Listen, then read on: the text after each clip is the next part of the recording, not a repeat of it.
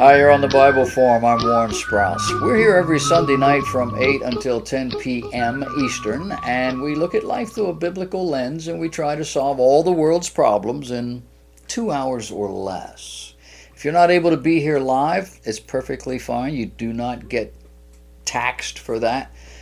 These videos are uploaded on our website, thebibleforum.net, and also at our Facebook page.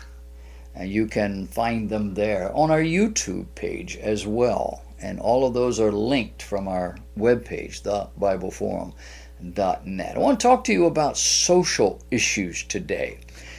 NBC came out and gave us a little picture into their parenting philosophy this week. NBC televised a photo relative to a European head of state paying a social call on Prince Harry and his new American queen-to-be. And in the foreground of this photograph was what appeared to be a 4-year-old child of the visiting parents. And he was, as 4-year-olds might do, acting out. And no one was doing anything about it. They just watched and smiled. Nobody stopped him. He just, go on about your business. Did I tell you it was a state function? It had cameras, and, well, boys will be boys. Or more generally, children will be children.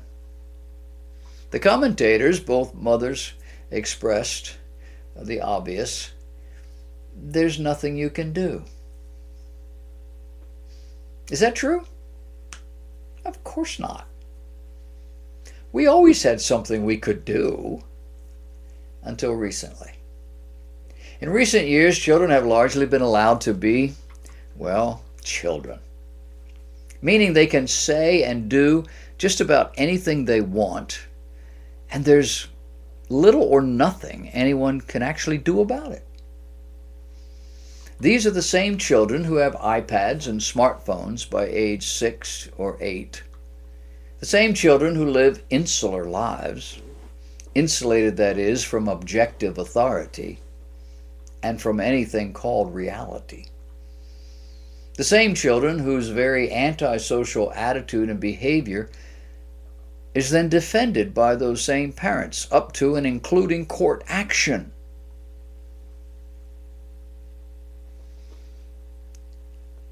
Are these new parents, the new generation of parents, are they right? Are they doing the right thing? Are 21st century children that much different than 19th century children? Is it genetic? Is it in the water? Maybe it's the additives and coloring and so forth in the food or the medicines.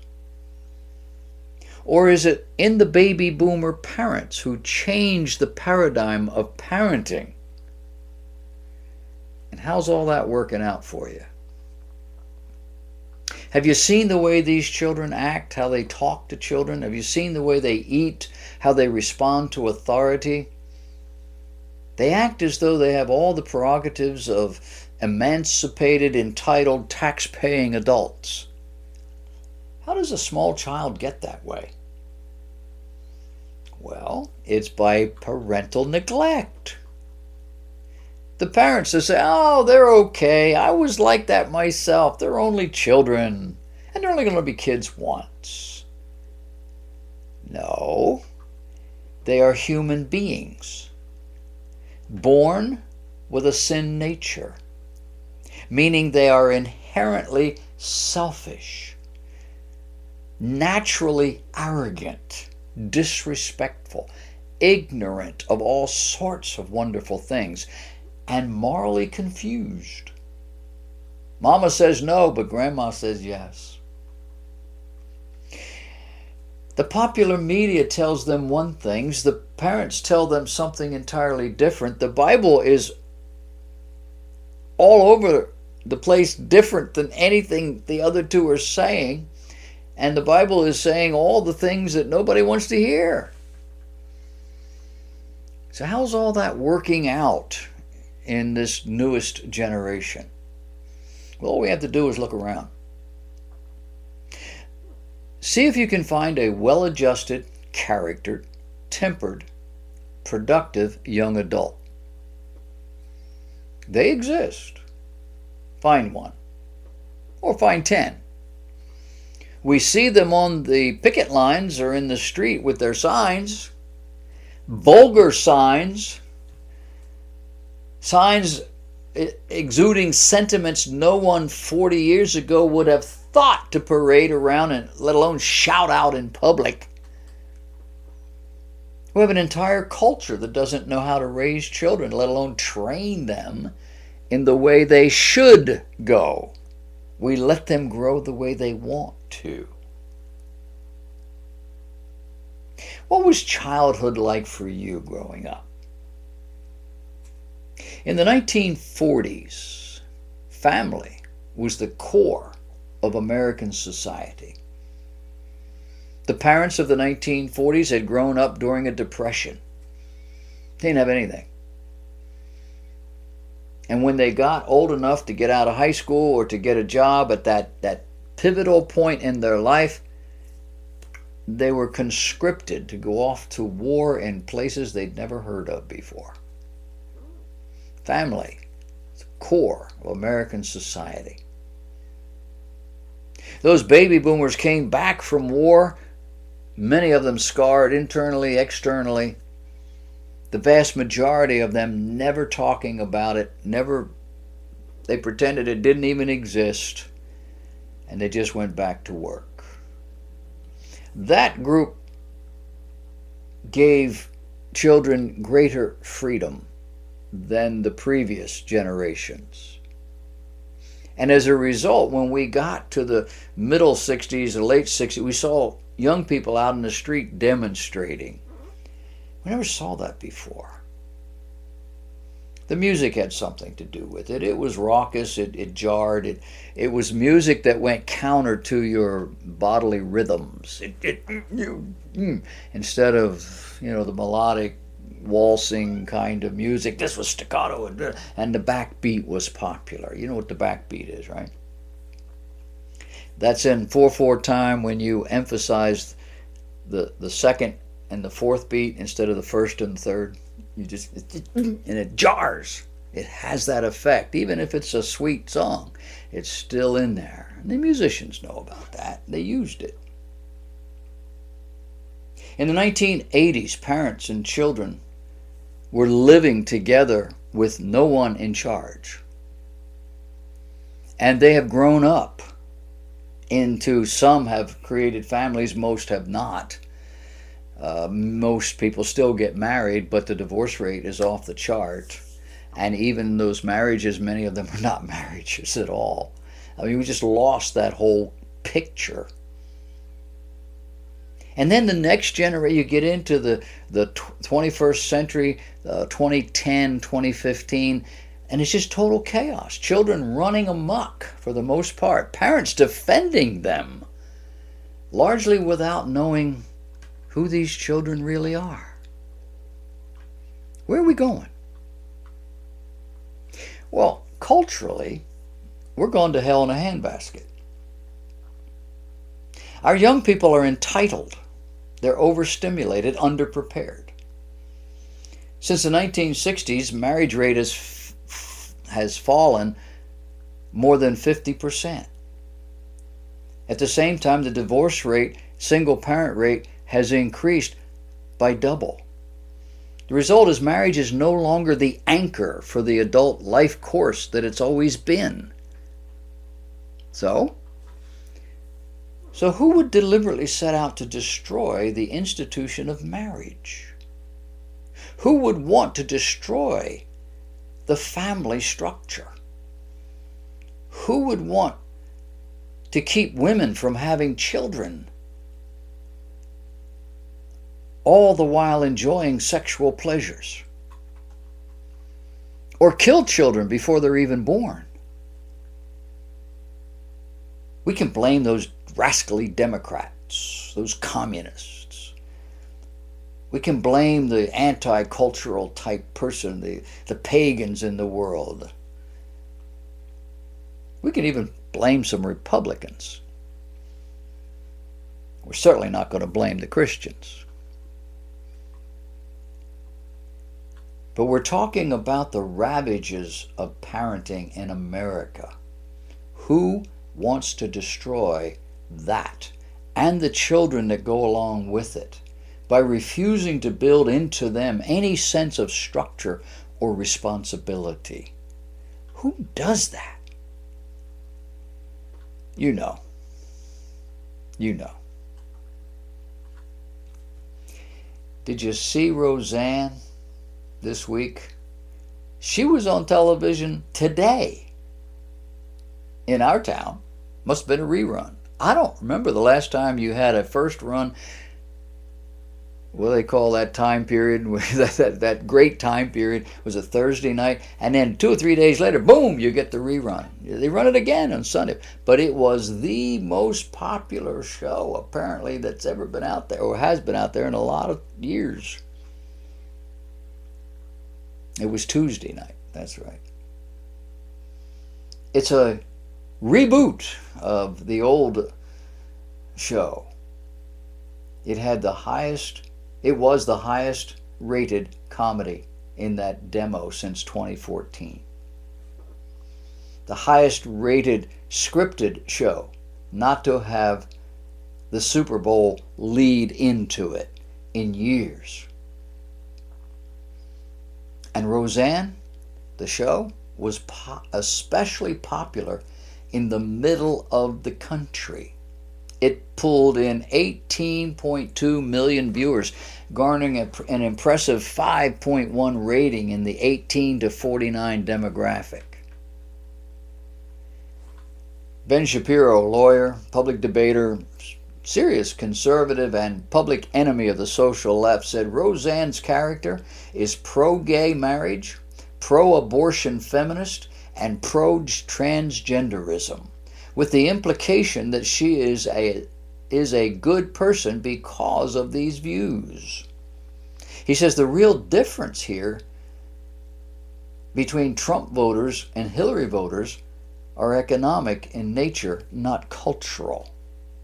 So while Roseanne isn't a conservative show, it's still a refreshing show.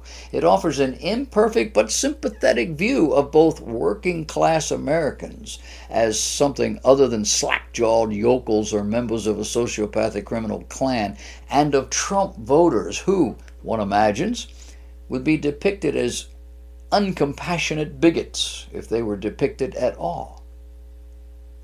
It didn't happen here.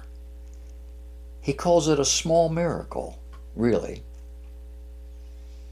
But keep in mind, the Connors are uneducated, but they're also smart where it counts. They work hard. The 65-year-old Dan still has a drywall business. It's on his fingers. They struggle with misfortune. They have their children, grandchildren living with them. Roseanne is a show about populists and perhaps traditionalists, but not about ideologues or social conservatives. Like most people, the Connors aren't burdened by the weight of philosophical consistency, nor, might I add, religious moral constraints. But apparently it's a fun show to watch. Do you shop at Walmart? Maybe you're like me over the years, and it's been a lot of them. When you get ready to check out at any of these supermarket counters or almost any place, they'll have a whole bunch of stuff right there for you to buy. Guess what it is? Largely it's candy and magazines. Candy and magazines are impulse purchases. I worked several years in merchandising in stores of all kinds. And that's where you put the stuff you really wanted to move, the junk stuff that people can't resist. This week, Walmart announced its stores would no longer feature Cosmopolitan magazine in the checkout line. Instead, the salacious and often pornographic product is being moved to a more discreet location. The company says, quote, while this was primarily a business decision, it also considered complaints from anti-porn groups and moms everywhere. No dads complained. Maybe they did. The National Center on Sexual Exploitation claims the magazine, quote, places women's value primarily on their ability to sexually satisfy a man and therefore plays into the same culture where men view and treat women as inanimate sex objects, end of quote.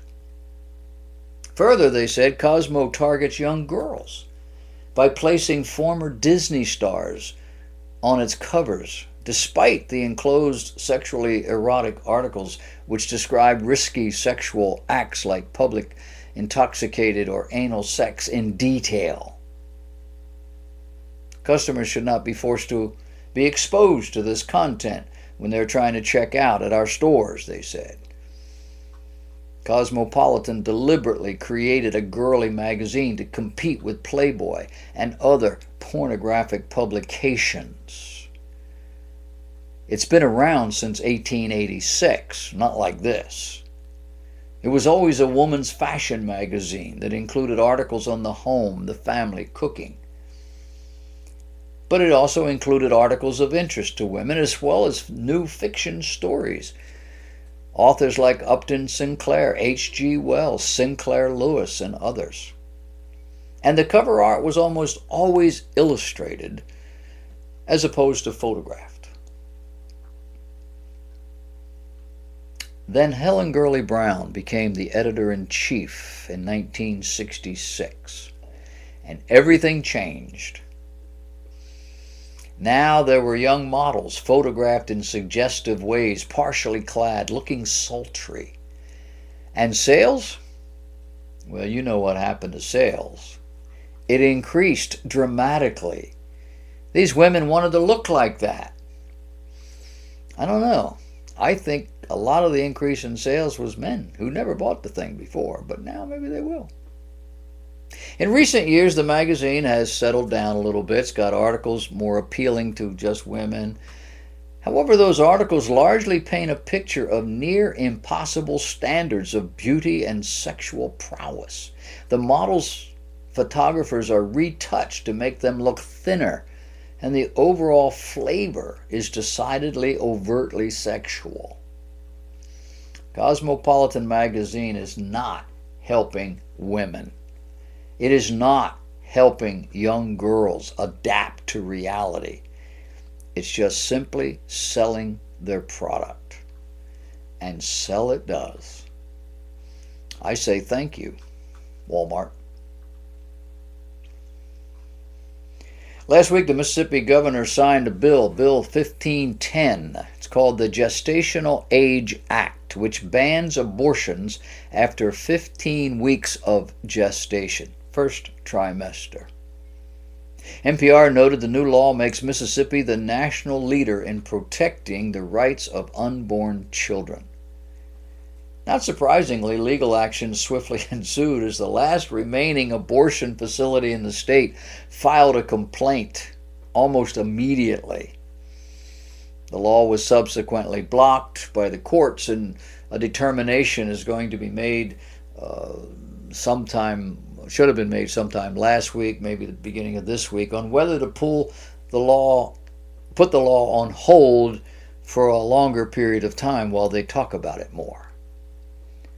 Some speculate the law will be struck down because it attempts to regulate abortion prior to viability, a marker that has been important when deciding the constitutionality of some abortion restrictions. Now, naturally, abortion proponents are not happy about all of that. The so-called anti-choice law has been called strict and unconstitutional. It's been called a severe piece of propaganda that shames Mississippi women. And it's been called a new low for anti-choice policy, not to mention downright dangerous. One of the issues, however, revolves around economics. Can the family afford another child? The U.S. Department of Health and Human Services deems child care affordable if no more than 10% of a family's income is used for that purpose. However, parents currently spend between 9 and 22% of their total annual income for child care and associated activities. Statistically, we spend 28% of our money on rent, 18% on food, 16% on child care, 15% on transportation. Then there's 9% for health care, 7% miscellaneous, and 6% for clothes. It adds up to 99%. Got a little spending money in your pocket. Child care used to be by moms. Moms who managed the household. And now, this is the most expensive household expense. In fact, in many cities, child care can cost more than the average rent. This is particularly challenging for low-income families who often do not make more than minimum wage. Over the last century, Americans significantly shifted in the way they see childhood. Whereas in the past, children often engaged in family labor, now children are protected from all of that and nurtured. Those days, boys were being groomed to be men. They were taught practical skills. They were expected to perform work around the house. The games they played taught values like sportsmanship, how to handle both success and disappointment. Now it's all about how to entertain these children. Not with games they can play in the house or the backyard, but organized games, organized activities, structure. And children's activities can be very costly. For example, American families will spend an average $500 to $1,000 per season on extracurricular or sports activities for each child. Today, children are more like accessories to be admired. They're largely not required to know anything nor do anything they don't want to. And organized sports have become arenas for parental violence. Sports officials are becoming harder to find, and it's due to the violence directed toward them. Parents running out onto the field and popping the guy in the jaw because he had a bad call. Called my daughter out and she was saved. Take that. Brawl. And education? If we had an educational system, which we do not, that is committed to actually educating children, what parent is requiring their child to actually perform, let alone excel in that arena? Less than 66% of high school graduates enroll in college. That's the lowest in the last 15 years. Employed high school graduates who did not go to college, 51%. 70% of American college students will study at a 4-year college. A third of these students will drop out, many after the first year or two. Men drop out more often than women, 20% more. Dropouts earn 35% less than college graduates. 40% of their parents are without a college degree. And a liberal arts degree, 4 years. Liberal arts equips you to what? It equips you to get the same job that I got with a high school diploma. It is of no practical value. But it still costs you $30,000. Economic profiles seem to indicate that a liberal arts degree is helpful, but only if you can pick up some more practical ability and training to go along with it, primarily in management, but also critical thinking and communication. What's that mean? It means you know what to do when things happen. You don't have to be told every minute what to do. Looking at want ads and other tools, it appears employers want people who are smart, practical, even-tempered, reliable, and have people skills. They seem to think they can teach you the basics of their business if you have those character qualities. In days gone by, children were taught practical skills simply by osmosis and by doing. They watched and they had to do it. Boys worked with their dads on projects around the house. Now dads don't know how to do projects. Girls work with their moms in terms of household skills. And now all that's considered sexist. And the result? An almost completely dysfunctional society, especially where it concerns family and home. We're making progress. Somebody's out to destroy us. Do you get it? Not a politician. It's not a business mogul. It's not even the educational system. It's bigger than that. Know it. Prepare for it. Guard against it. Don't follow the herd.